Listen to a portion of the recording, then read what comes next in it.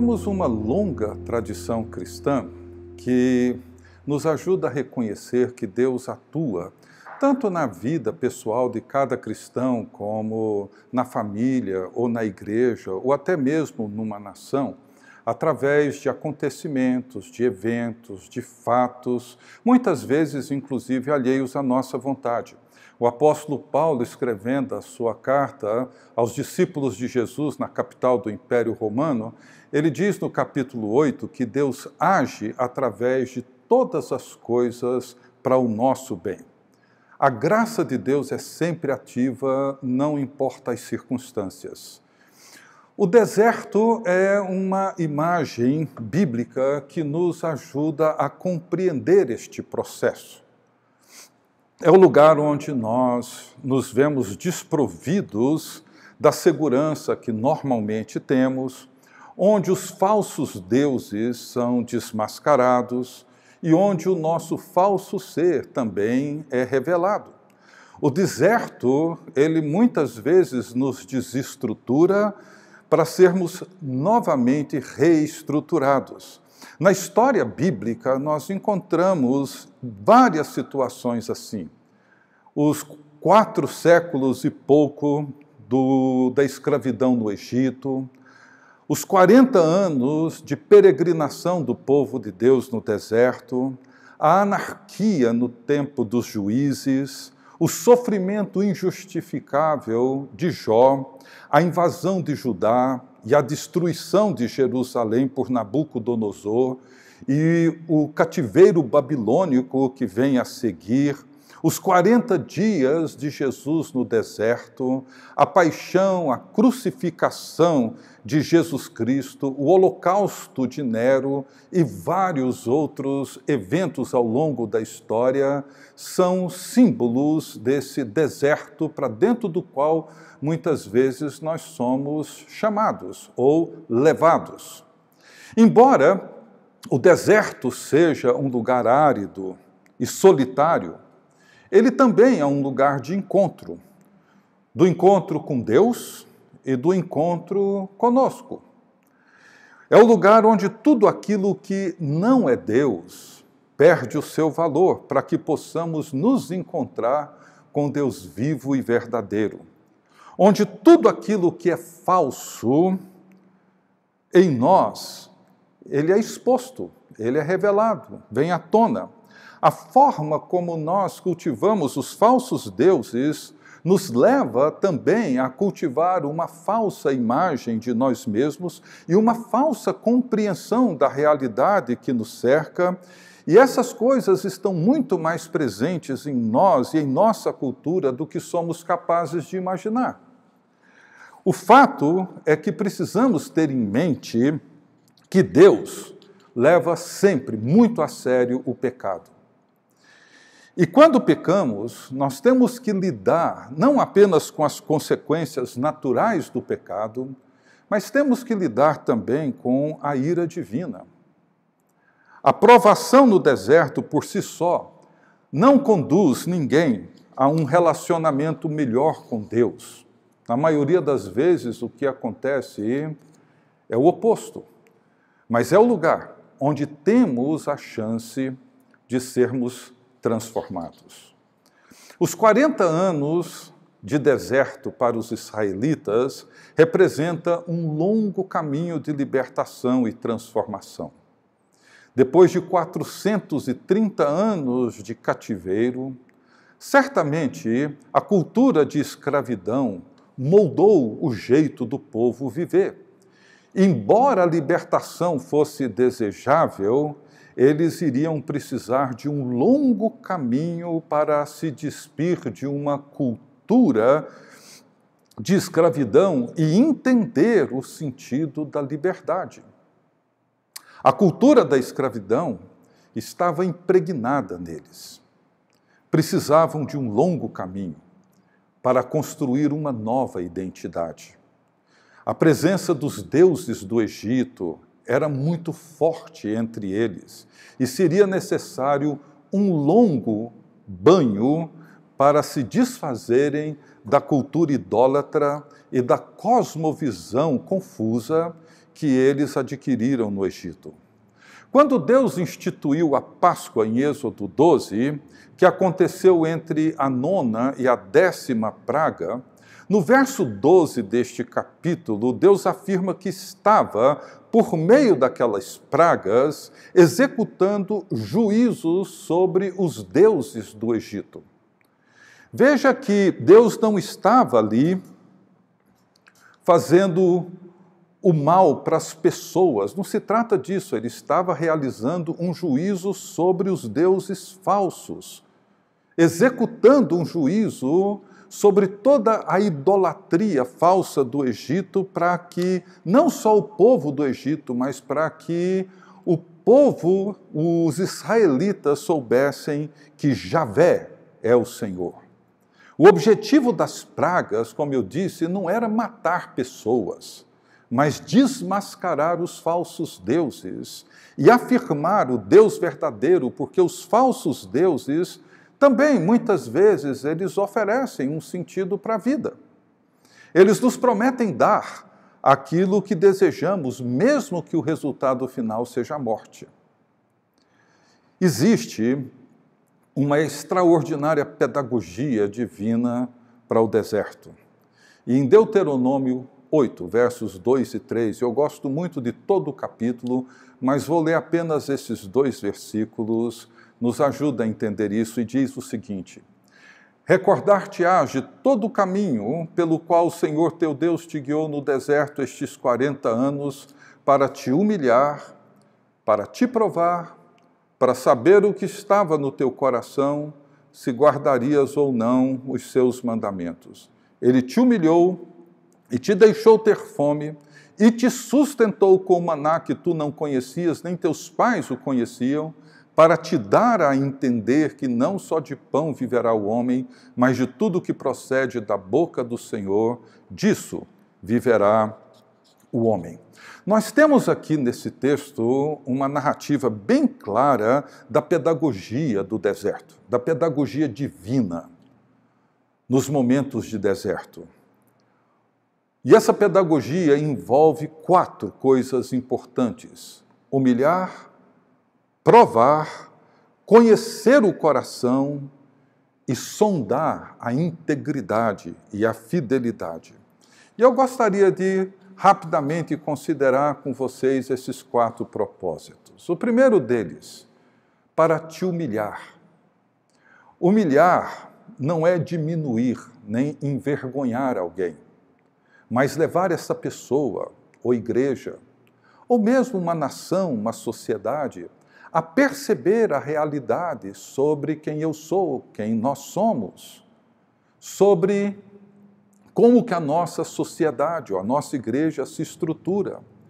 Mas mais do que isso, reconhecer quem Deus é, seu poder, sua grandeza, e mais, reconhecer quem são os falsos deuses. E ser humilhado é uma experiência muito difícil. Ninguém deseja naturalmente passar por ela. Buscar a humildade como virtude é uma coisa, é uma decisão pessoal. Mas ser humilhado é uma ação externa a nós, ela vem de fora. Ela não é provocada por dentro, por uma decisão, por uma escolha da vontade. Ninguém, por exemplo, gosta de admitir que é orgulhoso, arrogante, prepotente, autossuficiente. Se você disser para uma pessoa que ela é assim, você vai encontrar uma resposta geralmente dura, às vezes até violenta. Dificilmente uma pessoa, e particularmente um cristão, reconhece que sua confiança está no dinheiro, no status profissional, na saúde, até ele ser levado para o deserto. E no deserto, eles foram humilhados. E como eles foram humilhados? Deus permitiu que passassem privações, como fome e sede. Experiências que, em qualquer circunstância, ela provoca medo, insegurança, incerteza, No Egito, eles tinham comida, eram escravos, mas sabiam que a comida seria servida todos os dias. Não havia falta de água. O Nilo é um rio perene. Mas no deserto, não tinham a garantia nem de comida, nem de água. Se Deus não providenciasse, eles simplesmente morreriam de fome e de sede.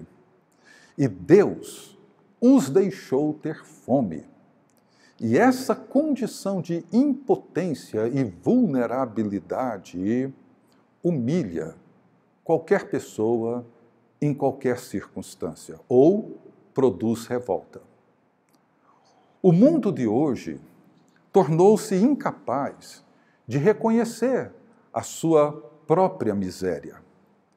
Nós somos hoje como a igreja de Laodiceia, descrita em Apocalipse, que se julgava rica e abastada e não precisava de coisa alguma, embora fosse uma igreja.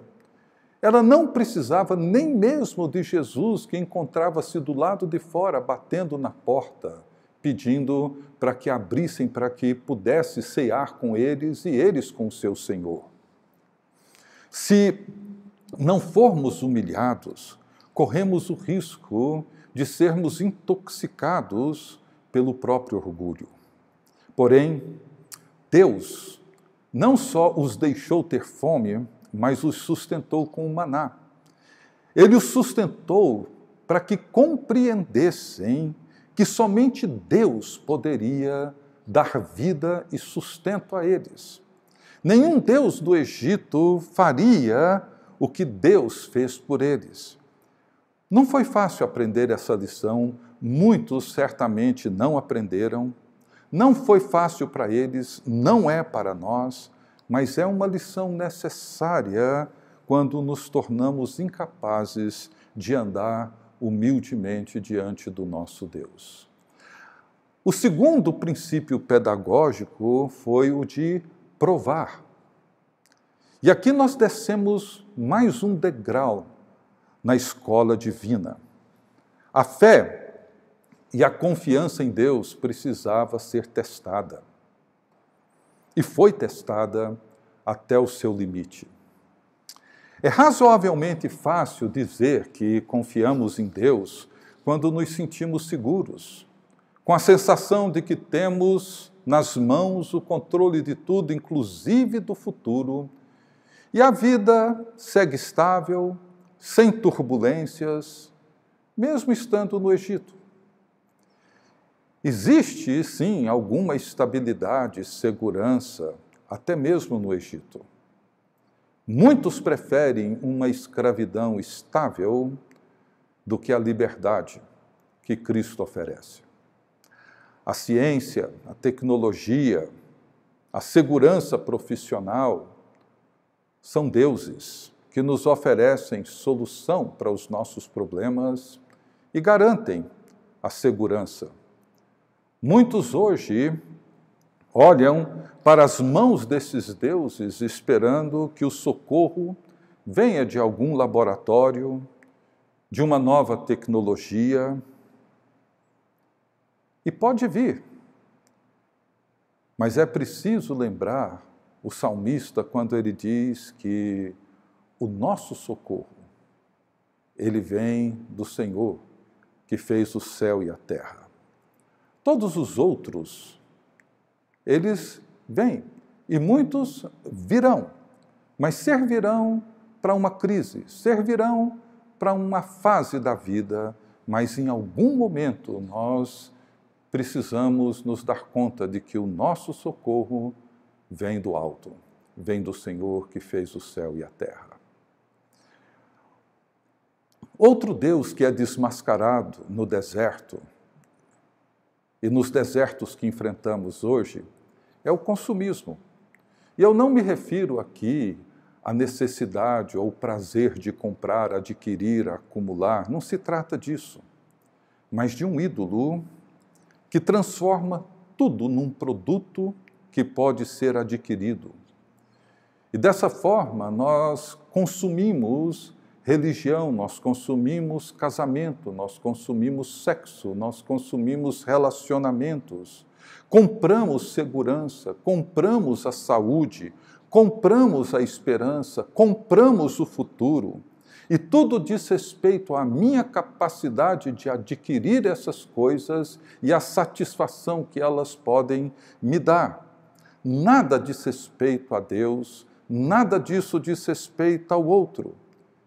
E terminamos confiando em nossa capacidade de adquirir aquilo que precisamos de tal forma que em alguns momentos no deserto nós nos damos conta de que a fé e a confiança simplesmente se esvaíram, porque elas tornaram-se desnecessárias.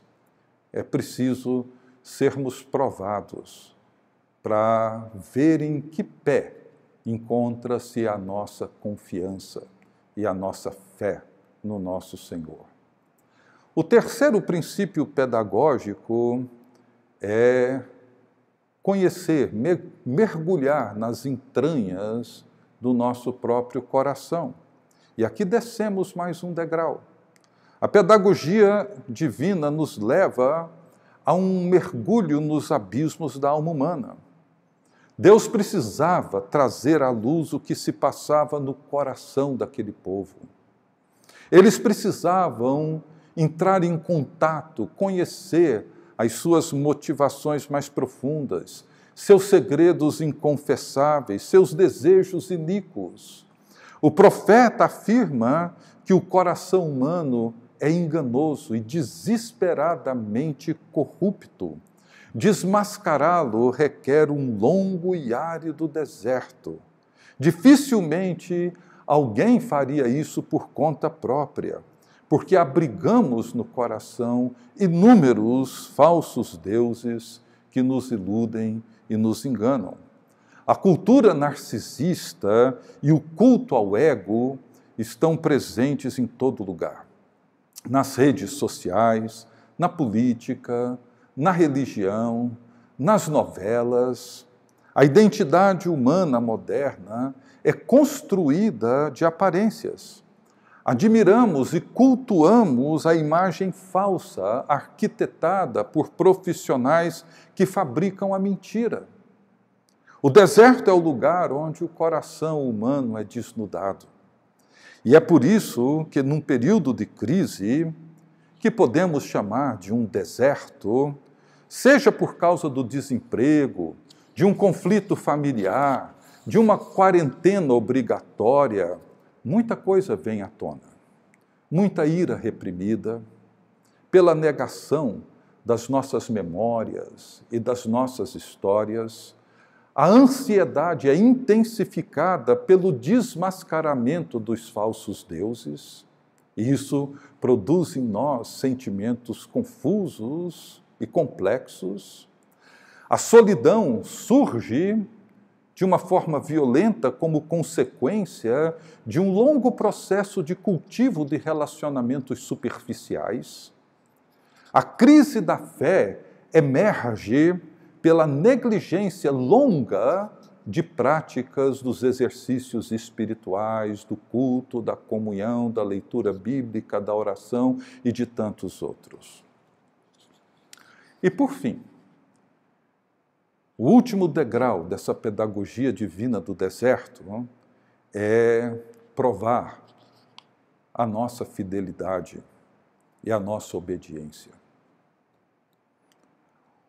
O princípio final e fundamental da pedagogia divina do deserto é de preparar um povo para Deus, um povo santo para Deus, um povo íntegro, um povo fiel, um povo que conhece a Deus e um povo que confia na sua palavra.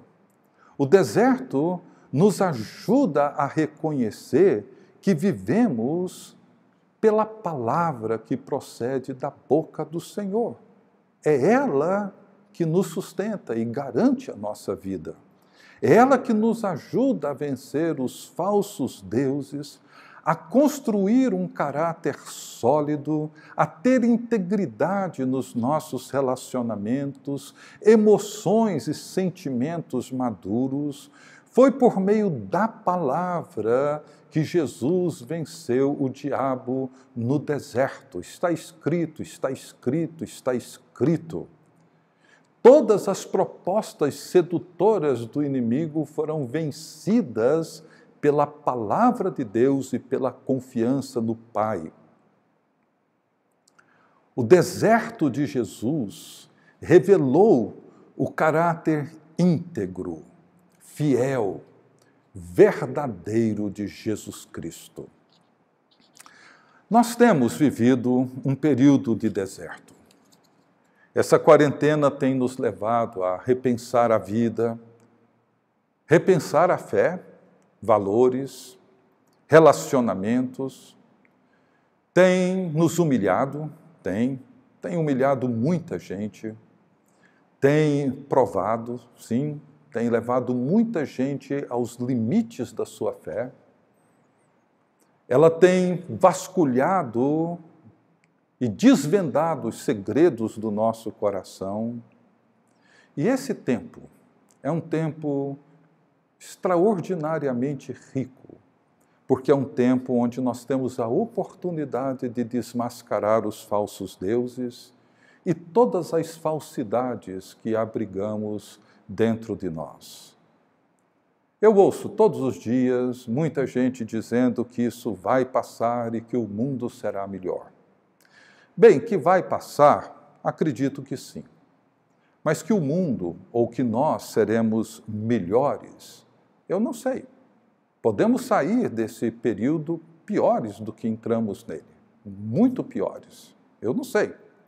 O meu convite é para que você entre nesse deserto, ou melhor, uma vez que você já se encontra dentro dele, você procure olhar para essa pedagogia divina, para aquilo que Deus está fazendo e para aquilo que Deus está falando, para que possamos, nesse período em que nós nos vemos privados de abraços, de encontros, privados da nossa comunhão comunitária, nesse período onde a incerteza e o medo são companhias frequentes, constantes, e o tédio começa a nos assustar, permita que nesse tempo você se deixe ser humilhado por Deus, provado por Ele. Permita que seu coração abra as portas para que revele aquilo que está nos lugares mais profundos e escondidos da sua alma, para que você e eu sejamos, por fim, transformados. Eu espero que daqui a algumas semanas ou meses, tudo volte ao normal. Mas a realidade de que nós somos mortais, de que a nossa existência é frágil, de que os nossos relacionamentos são superficiais, que tudo isso nos leve a reconhecer que não somos deuses, que não controlamos o nosso destino e que somente pela vida, morte e ressurreição de Jesus Cristo podemos encontrar sentido, esperança e redenção para nós e para a nossa humanidade, para a humanidade que hoje sofre tanto. Que este deserto sirva para fazer de nós, homens e mulheres, verdadeiramente livres. E que Deus nos abençoe. Vamos orar? Pai nosso, Pai de Jesus Cristo, nosso Senhor e Salvador, Pai de todos aqueles que, por meio de Cristo, foram reconciliados com Deus. O Senhor é santo, é justo. O Senhor é poderoso, misericordioso, fiel, amoroso. Venha, ó Deus, e revela o teu reino entre nós nesse tempo de deserto que vivemos. manifesta o teu poder, o governo do teu Filho Jesus Cristo e revela a justiça do teu reino. Revela, ó Deus, os teus caminhos, que são melhores e maiores do que os nossos, de tal forma, ó Deus, que a tua vontade se faça aqui entre nós, como ela é feita no céu. Ó Deus, que o teu poder, teu reino e a tua glória se manifestem, ó Deus, no meio do teu povo, da tua igreja e dessa nação. Dá-nos, ó Deus, a cada dia, aquilo que necessitamos. A esperança, a fé, a confiança, a alegria, a paz, o perdão, tudo aquilo que a nossa alma necessita cada dia. Sustenta-nos, ó Deus, a cada dia e perdoa-nos. Perdoa-nos, ó Deus, por cultivarmos falsos deuses, nos abrigarmos e nos estribarmos naquilo que não é o Senhor e confiarmos, ó Deus, naquilo que não tem sustentação e que se perde de uma maneira tão rápida. E, ó Deus, ajuda-nos a não cair nas seduções, nas ciladas, nas mentiras do inimigo, no seu engano. Livra-nos do maligno, ó Deus. Mantém os nossos olhos voltados para Ti, porque Teu é o reino, Teu é o poder e Tua é a glória, hoje e para todos sempre. Amém.